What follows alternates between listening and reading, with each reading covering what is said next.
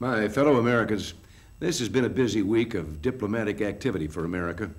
I've addressed the United Nations and the International Monetary Fund and World Bank meetings and met with a dozen world leaders. Among them were the new leader of our neighbor to the north, Canadian Prime Minister Brian Mulroney, and, as you know, Soviet Foreign Minister Gromyko. To the delegates at the UN, I emphasized America's dedication to world peace through confident and stronger alliances and a constructive dialogue with our adversaries. I told them of the importance we attach to seeking peaceful solutions to regional conflicts plaguing many nations, and the need for democratic principles and human freedom as the foundation for a more prosperous, peaceful world. At the IMF and World Bank, I reported that an American economic renaissance is underway, leading the rest of the world from the darkness of recession toward brighter days of renewed hope and global prosperity. World economic growth today is nearly twice what it was 4 years ago, and inflation in the industrial countries is half of what it was.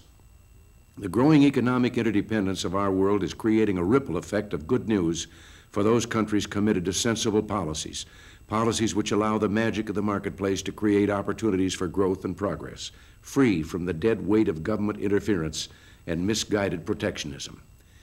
But we can't build an enduring prosperity unless peace is secure. Our relations with the Soviet Union have been at the center of my attention, and yesterday I met with Foreign Minister Gromyko at the White House for a thorough exchange of views. I've said from the outset of my public life that a successful U.S. policy toward the Soviet Union must rest on realism, strength, and a willingness to negotiate. Last January, I spelled out clearly our goals for U.S.-Soviet relations: to reduce and eventually eliminate the threat and use of force in resolving disagreements, to reduce the vast stockpiles of armaments in the world, especially nuclear arms, and to establish a working relationship between our two countries marked by greater understanding. In our meeting yesterday, we covered all issues which separate us. And while I told Mr. Gromyko of our disappointment that his country walked out of the Geneva nuclear arms reduction talks last year, we remain ready to discuss the entire family of arms control issues as soon as they are. It's in both our interests that these talks commence promptly and that progress be made. Our two countries have no more solemn responsibility than to reduce the level of arms and to enhance understanding. Mr. Gromyko and I also discussed major trouble spots in the world, and I told him that it's vital for us to exchange views and help find lasting solutions to these regional disputes. We didn't seek to gloss over the hard issues that divide our two countries. We were not looking to paper over these differences. Indeed, I made plain to Mr. Gromyko what it is about Soviet behavior that worries us and our allies. But they were useful talks. I made it clear that we Americans have no hostile intentions toward his country and that we're not seeking military superiority over the USSR. I told him, if your government wants peace, then there will be peace. And I said that the United States is committed to move forward with the Soviet Union toward genuine progress in resolving outstanding issues.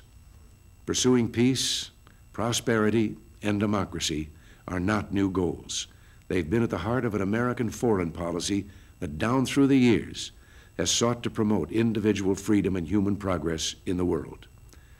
I think one great change has taken place in the world over the last 4 years.